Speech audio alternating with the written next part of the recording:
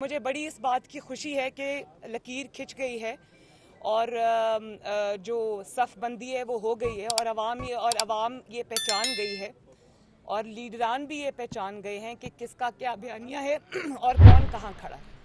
लेकिन मुझे इस बात का निहायत अफसोस है, अंदाज़ा होने के बावजूद, सारी समझ होने के बावजूद मुझे इस बात का अफसोस है कि आपने एक छोटे से ओहदे के लिए आपने एक जमहूरी कॉज को, जमहूरियत को, अवाम के हक़ के हुक्मरानी की जिद्दोजहद को बहुत बड़ा नुकसान पहुंचाया है।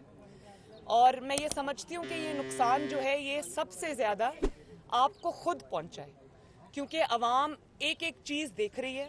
अवाम ये भी देख रही है कि कौन किसके साथ खड़ा है और कौन जिद्दोजहद कर रहा है। तो मेरा ख्याल है कि ये पीडीएम में शामिल उन जमातें जिसमें पाकिस्तान मुस्लिम लीग नून शामिल है, ये उनकी शिकस्त नहीं है।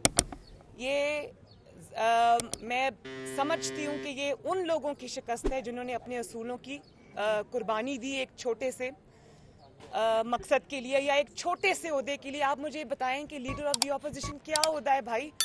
मुस्लिम लीग नून को अगर ये ओहदा मिल जाता तो मुस्लिम लीग नून कौन सा कोई हुकूमत बना रही थी? एक छोटा सा वक्ती फ़ायदा है और मुझे अफसोस इस बात का है कि आपने इस छोटे से फ़ायदे के लिए, एक छोटे से ओहदे के लिए आपने बाप से वोट ले लिए।